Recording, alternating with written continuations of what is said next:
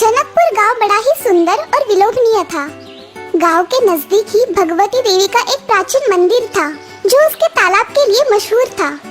हर पूर्णिमा के दिन वहां पर उत्सव होता था जिसमें सभी गांव वाले शामिल होते थे।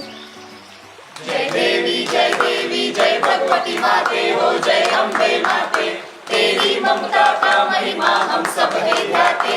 जय देवी जय भगवती माते हो। गांव का ये उत्सव और एक बात के लिए मशहूर था। शाम के वक्त गांव के लोग देवी की जय जयकार करते हुए तालाब में कमल के पत्तों पर जलते मिट्टी के दिए रखकर छोड़ा करते थे। रात के वक्त ये दृश्य बड़ा ही मनोहारी लगता था। भगवती माता की जय हो, अम्बे माता की जय हो, जगत जननी माता की जय हो। जग्गू और उसकी पत्नी छमिया दोनों उस गांव में नए थे। ये महोत्सव देखकर उन्हें बड़ा अचरज हो रहा था। लेकिन हर पूर्णिमा के दिन आप लोग ये महोत्सव क्यों करते हो?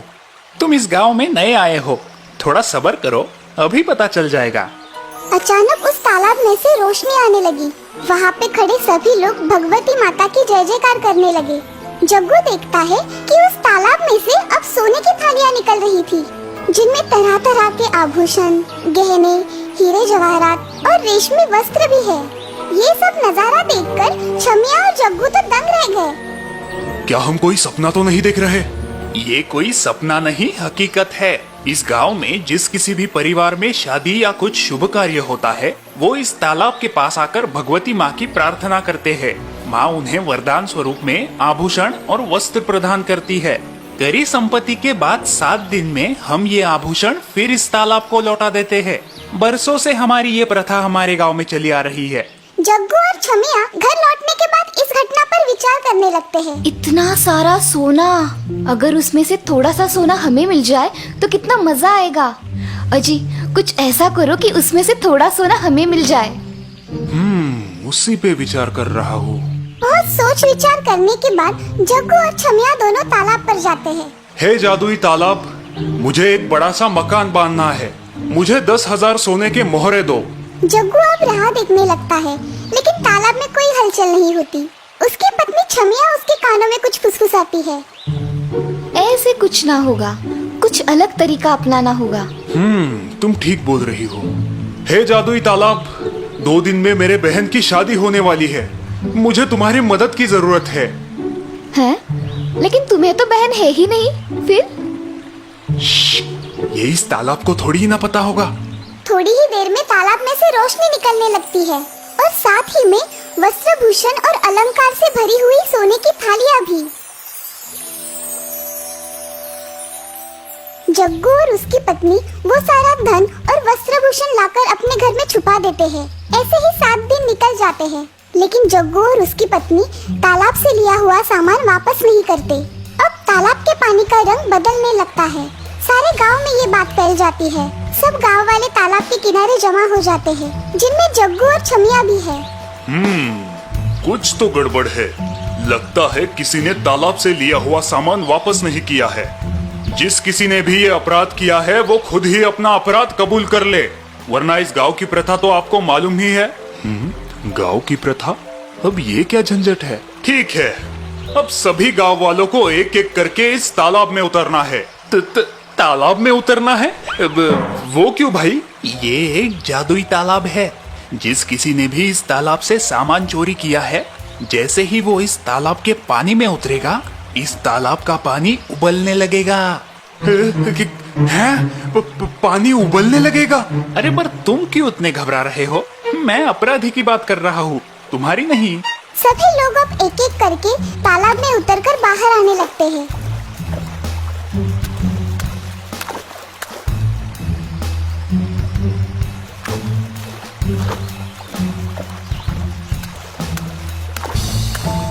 जैसे ही जग्गू की बारी आती है वो घबरा के कांपने लगता है। छमिया, तुम भी चलो ना मेरे साथ। मैं क्यों? चोरी तो आप ही ने की थी, अब आप ही भुगतो। हाँ, पर तुम्हारे कहने पर ही तो की थी। क्या खुसुर फुसुर चल रहा है तुम दोनों का?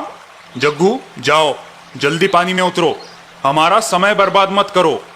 जग्गू डरता हुआ तालाब में उतरता है और तालाब के बीच में जाकर खड़ा हो जाता है। जैसे ही वो तालाब में उतरता है, तालाब का पानी उबलने लगता है। अरे बाप रे, ये पानी तो गर्म है। पानी अब तेजी से उबलने लगता है और जग्गू चिल्लाने लगता है। ओए ओए, अरे मर गए रे। अरे कोई मुझे बाहर निकालो, और थोड़ी देर इस पानी में रहूंगा तो मेरा बैंगन का भरता बन जाएगा। अरे बचाओ, कोई मुझे बचाओ। छमिया, ओ छमिया, कहाँ गई तुम? मुखिया जी, मेरे पति को बचाइए। हम मानते हैं कि गलती हमारी ही है, हमने ही सामान चुराया था। मुखिया जी के कहने पर गांव वाले रस्सी फेंककर जग्गू को तालाब से बाहर निकालते हैं। तुम दोनों ने हमारे विश्वास को तोड़ा है। अब तुम दोनों इस गांव में नहीं रह सकते। तुम्हें इस गांव से निष्कासित किया जाता है। जग्गू और छमिया उस तालाब में से चुराया हुआ सामान लौटा देते हैं और गांव को हमेशा हमेशा के लिए छोड़कर चले जाते हैं। खीराम नाम का एक आदमी हमेशा दुखी और मायूस ही रहता था। वो जो कोई भी काम हाथ में लेता, उसका नतीजा हमेशा बुरा ही होता।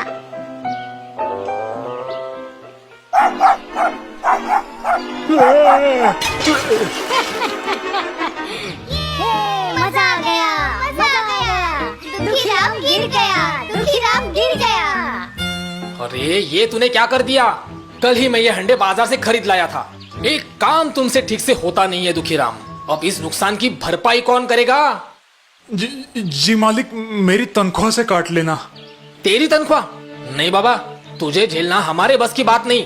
जो भी काम हाथ में लेता है उसका सत्यानाशी होता है। तू निकल यहाँ से, चल निकल। बेचारा दुखीराम निराश होकर वहाँ से निकल जाता है।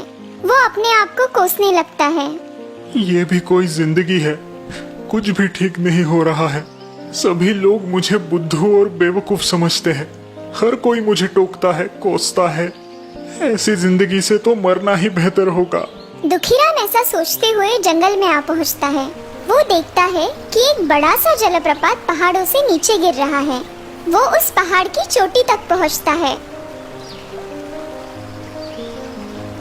मेरे इस दुखी जीवन का अंत करना ही उचित होगा। दुखीराम उस पहाड़ की चोटी से नीचे कूदने का मन बना लेता है कि तभी किसी की आवाज उसके कानों पर पड़ती है। अरे रुक जाओ बेटा, रुको। अरे ये तुम क्या करने जा रहे हो? मुझे मत रोकिए साधु महाराज। मैं अपने इस दुखी जीवन का अंत करने जा रहा हूँ। तुम्हारे जीवन में जो भी परेशानी है, मैं उसे दूर कर सकता हूँ। क्या सच में? मेरे साथ आओ बेटा। साधु दुखीराम को अपने साथ अपने आश्रम में ले आता है। इस जलप्रपात को देख रहे हो? ये कोई मामूली झरना नहीं है, ये एक जादुई झरना है। जादुई झरना? हाँ, जादुई झरना। पूर्णिमा के दिन इस झरने में एक दिव्य शक्ति का प्रवेश होता है। उस दिन पूरा चांद निकलने पर जो भी इस झरने में 3 डुबकियां लगाता है, उसे अलौकिक ज्ञान की प्राप्ति होती है, जिससे उसका पूरा जीवन सुखमय बन जाता है। और तुम बड़े ही भाग्यवान हो, क्योंकि आज का भी पूर्णिमा का ही दिन है। आज आधी रात को तुम इस झरने में 3 डुबकियां लगाना, तुम्हारा जीवन सफल हो जाएगा। साधु बाबा की ये बात सुनकर दुखीराम हर्षित हो जाता है। वो बड़ी उत्सुकता से रात होने की राह देखने लगता है। वाह, क्या अद्भुत नजारा है। झरने से तो मानो जैसे रोशनी निकल रही है। मैंने कहा ना, पूर्णिमा के दिन इसमें एक अलौकिक शक्ति आ जाती है। अब देर ना करो, जाओ और इस झरने के पानी में 3 डुबकियां लगाओ।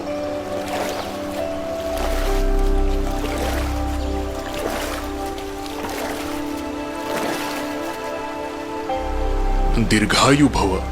आज से तुम्हारा नाम सुखीराम है। अब से जिस किसी भी काम को तुम हाथ में लोगे, वो सफल ही होगा। इस बात पर हमेशा विश्वास रखना। साधु को प्रणाम कर अब दुखीराम फिर से गांव लौट आता है। वो एक कपड़ों की दुकान में काम करने लगता है। ये साड़ी खास कश्मीर से मंगवाई है, जरा इसकी कारीगरी तो देखिए। दीदी, आपकी शादी में जब आप ये साड़ी पहनोगी ना, तो दूल्हे राजा आप पे लट्टू हो जाएंगे, कह देता हूँ। आप भी ना सुखी दादा। अरे शर्माओ नहीं बहन, अब मुझे भाई कहा है तो झूठ थोड़ी ना बोलूंगा आपसे।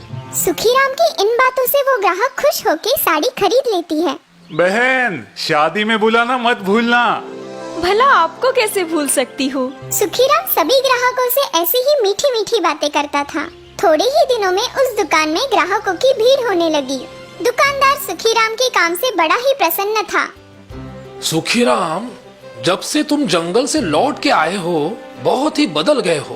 पहले तो तुमसे एक काम ठीक से ना होता था और अब ये इतना परिवर्तन कैसे हुआ भाई? आखिर राज क्या है? बस भगवान की कृपा है मालिक। जल्द ही सुखीराम ने कारोबार की सारी बातें सीख ली और बाजार में अब खुद के कपड़ों की दुकान भी शुरू की। उसकी शादी भी हो गई और अब उसे एक बेटा भी था। अपने जीवन में आया ये परिवर्तन देख सुखीराम बड़ा ही खुश था। सच में उस जादुई झरने ने तो मेरी किस्मत ही बदल दी। अगले पूर्णिमा के दिन मैं अपने पूरे परिवार के साथ उस झरने के दर्शन करने जाऊंगा। और अगले ही सप्ताह सुखीराम पूर्णिमा के सुनहरे अवसर पर साधु महाराज के आश्रम पहुंचा। साधु बाबा, आपके और उस जादुई झरने की कमाल से मेरा जीवन सफल हो गया। जादुई झरना? कौन सा जादुई झरना? यहाँ पे तो कोई जादुई झरना नहीं है। अरे ये क्या, इस आश्रम के बाहर जो जलप्रपात है मैं उसी के बारे में बात कर रहा हूँ। क्या आपको याद नहीं? मैं सुखीराम हूँ। मुझे सब याद है सुखीराम, लेकिन ये कोई जादुई झरने का कमाल नहीं है। तुम आज जो भी हो अपने खुद के बलबूते पर हो। इसमें किसी भी जादुई झरने का कोई भी हाथ नहीं है। हाँ? ये आप क्या कह रहे हैं? मुझे कुछ समझ नहीं आ रहा। आओ मेरे साथ। यही वो जादुई झरना है ना? हाँ महाराज। जरा देखो इस नजारे को, कितना भीषण और रुद्र लग रहा है। इसकी आवाज मानो शेर की दहाड़। लेकिन चांदनी रात में यही दृश्य बड़ा ही सुखद लगने लगता है। मैं कुछ समझा नहीं साधु बाबा। सुखीराम, ये हमारी सोच पर निर्भर करता है कि हम अपने आप को और इस दुनिया को किस नजरिए से देखते हैं। अगर काले रंग का चश्मा पहनोगे तो दुनिया काली ही दिखेगी, गोरी नहीं। तुम हमेशा अपने आप को और दुनिया को कोसते रहते थे, इसीलिए सदा दुखी और मायूस रहते थे। मैंने सिर्फ तुम्हारी वो सोच बदली और उस सोच ने तुम्हारा जीवन। अब समझे? हाँ गुरुदेव, आप सच में महान हैं। मैं आपकी ये सीख हमेशा याद रखूंगा और अपने इस बेटे को भी सिखाऊंगा। उस दिन से जो भी ग्राहक सुखीराम की दुकान में आता, दीवार पर टंगी एक तस्वीर उनका ध्यान खींच लेती, जिस पर लिखा था, अपनी सोच बदलो, दुनिया बदलेगी। भोलाराम नाम का एक लड़का था, जो नाम की तरह ही बिल्कुल भोला था। स्कूल में कुछ बच्चे उसके इस भोलेपन का फायदा उठाते थे। हाँ, आज तो भोलू के डिब्बे से बड़ी अच्छी खुशबू आ रही है। चलो देखते हैं। अरे वाह, मोतीचूर के लड्डू। हाँ, ये मेरी माँ ने अपने हाथों से बनाए हैं। ले लो, तुम भी ले लो। वाह, मजा आ गया। ये लो, कल और लड्डू लेके आना। हाँ हाँ, जरूर लाऊंगा। क्लास खत्म होते ही सभी बच्चे अपने अपने घर निकलते हैं, लेकिन तभी जोरों की बारिश शुरू होती है। एक लड़की की रोने की आवाज भोलू के कानों पर पड़ती है। वो उस लड़की के पास आता है। क्या हुआ चबीली, तुम क्यों रो रही हो? मेरा छाता किसी ने चुरा लिया, अब मैं घर कैसे जाऊंगी? रो मत, तुम मेरा छाता ले लो। तुम सच में कितने अच्छे हो भोलू। देखा, मैंने कैसे चबेली का छाता चुरा लिया, किसी को पता भी नहीं चला। बेचारी, अभी तक अपना छाता ढूंढ रही होगी। ये तुम लोगों ने अच्छा नहीं किया, तुम्हें उसका छाता वापस दे देना चाहिए। तुम कौन होते हो हमें सीख देने वाले? क्लास में थोड़ी सी बात क्या कर ली, अपने आप को हमारा दोस्त समझने लगे। नहीं तो क्या, तुम जैसे बेवकूफ से तो गधा भी दोस्ती ना करे। अब निकलो यहाँ से। उन दोनों की ये बातें सुनकर भोलू को बड़ा दुख होता है, लेकिन वो चुपचाप अपने घर की तरफ निकलता है। तभी किसी बुढ़िया की आवाज उसके कानों पर पड़ती है। बेटा, तुम भीग क्यों रहे हो? क्या तुम्हारे पास छाता नहीं है? जी, वो मैं... मुझे पता है, तुमने अपना छाता उस लड़की को दे दिया। तुम बड़े ही अच्छे लड़के हो भोलू। लेकिन आपको मेरा नाम कैसे पता? मैं तो आपको नहीं जानता। मेरी सब पे नजर होती है भोलू। और मैं सब जानती हूँ। लोगों के भले बुरे कर्मों पर नजर रखना यही मेरा काम है। ये सब जाने दो। लो, ये छाता तुम रख लो। और आप? मेरे पास ऐसे बहुत से छाते हैं। अब मैं चलती हूँ। इस छाते का बड़ी सूझबूझ के साथ इस्तेमाल करना भोलू। भोलू उस छाते की तरफ देखने लगा। वाह, कितना सुंदर छाता है। नमस्ते भोलू, मैं तुम्हारी क्या मदद कर सकता हूँ? हाँ, तुम तो बोल रहे हो। हाँ भोलू, मैं एक जादुई छाता हूँ। बोलो, मैं तुम्हारी क्या मदद कर सकता हूँ? मैं तो सिर्फ इस बारिश से बचना चाहता हूँ। हाँ बिल्कुल, तुम्हें मुझे हाथ में पकड़ने की कोई जरूरत नहीं। छतरी अपने आप भोलू के साथ चलने लगती है। किशोर और विशाल ये दृश्य देख लेते हैं। वो देखो क्या, छाता अपने आप चले जा रहा है। अरे हाँ, काश ये छाता हमारे पास होता। तो फिर चलो, इस छाते को भी हड़प लेते हैं। भोलू बड़े मजे से अपने घर की तरफ जा रहा था कि रास्ते में उसे एक बूढ़ा आदमी रोते हुए दिखा। क्या हुआ दादाजी, आप क्यों रो रहे हो? देखो ना बेटा, मेरी झोपड़ी बारिश की वजह से टूटकर बिखर गई है। अब मैं ठहरा बूढ़ा आदमी, मुझ में इतनी शक्ति नहीं कि मैं इसे फिर से बनाऊं। क्या मैं आपकी कुछ मदद कर सकता हूँ? तुम तो बहुत छोटे हो बेटा, लेकिन तुम्हारी मदद के लिए शुक्रिया। काश इन्हें एक नया मकान मिल जाता। भोलू के इतना कहते ही उस झोपड़ी की जगह एक सुंदर सा मकान खड़ा हो जाता है। दादाजी खुश होकर भोलू को आशीर्वाद देते हैं। भोलू छाते को बंद करके आगे बढ़ता है। अरे, ये तो कोई जादुई छाता है। वे दोनों भोलू के पास आ पहुँचते हैं। भोलू जरा सुनो तो, तुम सही कह रहे थे। हमें चबेली का छाता नहीं चुराना चाहिए था। हाँ, चोरी करना पाप होता है किशोर। ये लो, तुम उसे ये छाता वापस कर दो। अपने छाते को देखकर चबेली खुश हो जाएगी। तुम्हारा शुक्रिया किशोर। तुम्हारे हाथ में ये जो छाता है वो बड़ा सुंदर है। क्या हम इसे देख सकते हैं? हाँ हाँ, क्यों नहीं। ये लो। हमने तो तुम्हें चबेली का छाता दे दिया, अब बदले में तुम हमें क्या दोगे? मैं तुम्हें क्या दे सकता हूँ? तुम्हारा ये छाता बड़ा ही सुंदर है, ये छाता हम रख लेते हैं। लेकिन ये तो मेरा छाता है नहीं था, अब ये हमारा है। नहीं नहीं, तुम ऐसा नहीं कर सकते। मुझे मेरा छाता वापस दे दो। अगर हिम्मत है तो इसे हमसे लेके दिखाओ। वे दोनों भोलू पर हंसने लगते हैं। तभी वो बुढ़िया वहाँ पर आ जाती है। तुम दोनों उस बेचारे बच्चे को क्यों तंग कर रहे हो? उसे उसका छाता लौटा दो। ए बुढ़िया, चल खिसक यहाँ से, वरना इसके साथ तेरी भी पिटाई हो जाएगी। मैं तुम्हें आखिरी बार चेतावनी देती हूँ, उसे उसका छाता लौटा दो। वरना क्या करेगी तू? मारेगी हमें? कुछ ऐसा ही समझो। चलो पहले इसे ही सबक सिखाते हैं। सुनो जादुई छाते, इस बुढ़िया और भोलू को यहाँ से भगा दो। उसके इतना कहते ही वो छाता हवा में उछलता है और वही कुछ दूरी पर एक खूंटे से बंधे हुए बड़े से बैल के पास चला जाता है। छाता उस बैल को खूंटे से आजाद करता है। बैल किशोर और विशाल की तरफ गुस्से से देखता है और दौड़ता हुआ उनकी तरफ बढ़ने लगता है।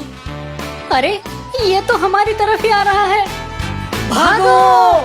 वे दोनों वहाँ से भागने लगते हैं, लेकिन बैल उनके पीछे ही पड़ जाता है। ये देखकर भोलू हंसने लगता है। इनकी अकल अब ठिकाने आ जाएगी। भोलू, तुम अच्छे लड़के हो, लेकिन इतना भी भोलापन अच्छा नहीं जिससे अपना ही नुकसान हो, समझे? जी दादी माँ, मैं ये बात हमेशा याद रखूंगा। बुढ़िया वो छाता फिर से भोलू को दे देती है और भोलू मुस्कुराते हुए अपने घर की तरफ निकलता है। तो दूसरी तरफ, अरे बचाओ, बचाओ, ये बैल हमें मार डालेगा। बचाओ!